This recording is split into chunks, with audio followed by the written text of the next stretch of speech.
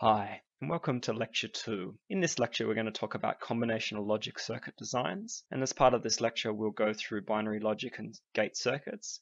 We'll look at Boolean algebra basics. We'll look at the canonical and standard forms of Boolean algebra. We'll look at a way of doing optimization using circuits. And then we'll look at Carnot maps or K-maps. These videos will be broken up into 5 parts. The first one being this introduction plus the binary logic and gate circuits, and then the other 4 being as listed in this overview page. We've already had a look at binary logic very briefly in the first week, and understanding that binary variables take one of 2 values. Then there are logical operators which operate on the binary values and the binary variables. The basic logic operators are the logic functions and, or, and not. Logic gates are used to implement the logic functions, and they'll be the pictorial representation of those logic functions and the binary variable inputs and outputs. Boolean algebra is a useful tool for specifying and transforming the logic functions and for minimizing them, optimizing them, and working with them. And we really need to study the Boolean algebra system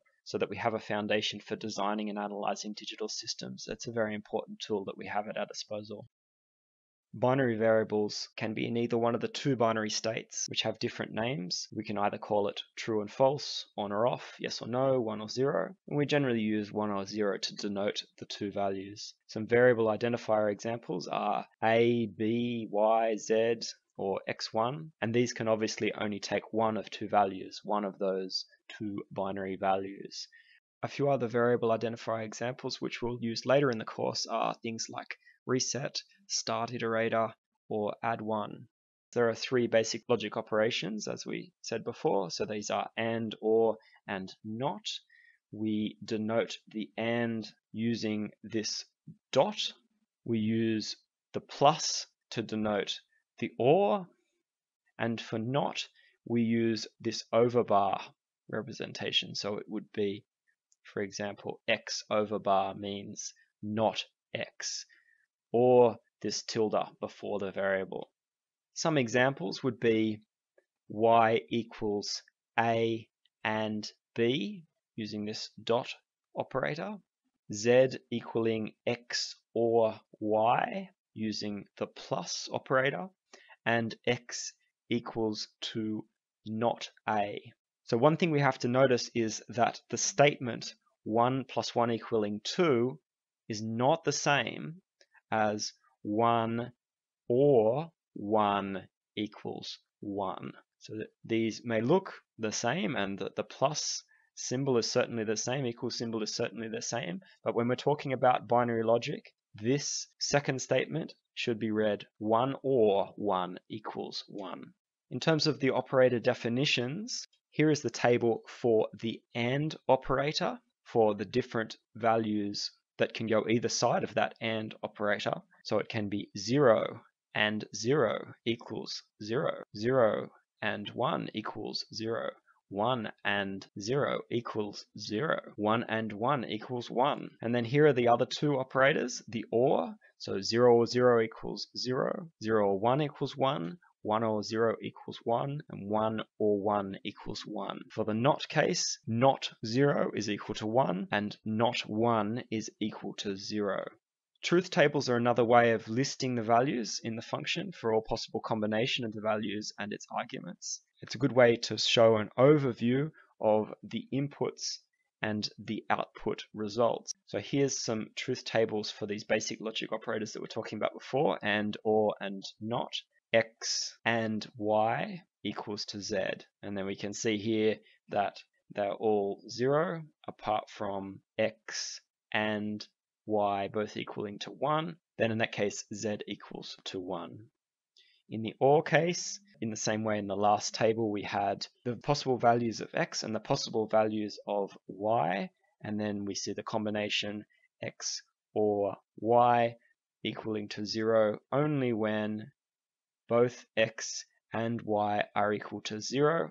Otherwise, z is going to equal 1, because as long as there is at least one here, then the output z is going to equal to 1.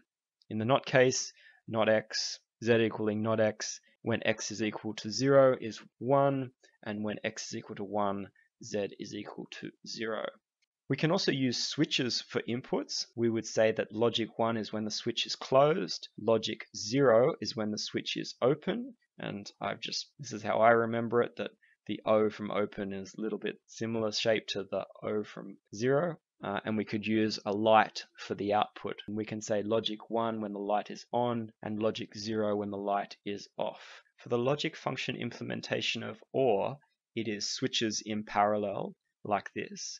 So when both of the switches are open, then the light would be off. When one or either of the switches are closed, then the light will become on. And of course, when they're both on, then it is also on. In terms of the AND case, if one of the switches becomes closed, the light will still be off. And it's not until this switch and this switch is closed that we see the light going on. In the NOT case, it's where the switch is normally closed, and then when logic 1, we have the switch being opened and the light being off, and when we have logic 0, then it's the switch being closed and the light is on. Here is an example of a logic using the switches. So we have a function L, and the light is on, as in L is equal to 1, when these variables A, B, C, and D, showing the switches A, B, C, and D, are closed in a certain fashion to allow the light to be on.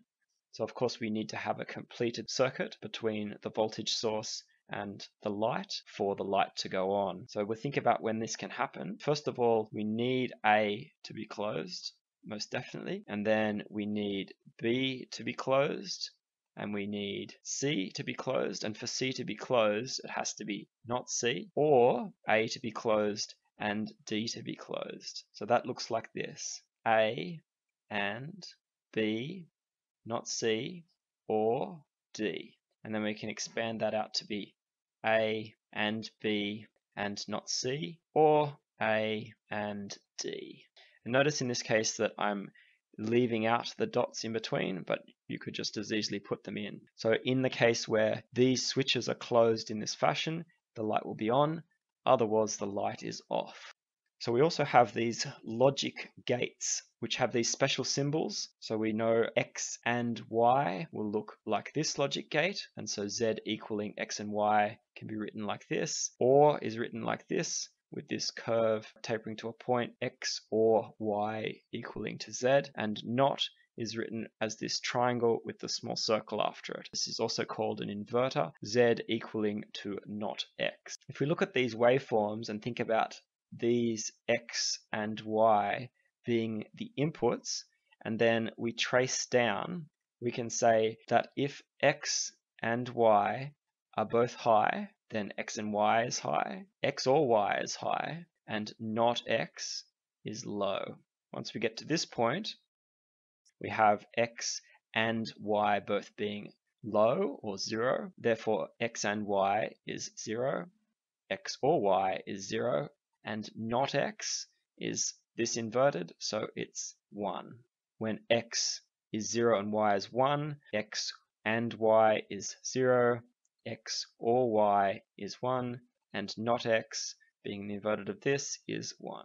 And then we can trace that through. So 1 and 0 is 0, 1 or 0 is 1, and not 1 is 0. 1 and 1 is 1, 1 or 1 is 1, and not 1 is 0. For this expression, f equaling to x or not y and z, then this is the truth table. So these are all the possible values of x, y, and z, and this is when the function, the f output, is 1. So we can say it's 0 when they're all 0, since either x has to be true or not y and z.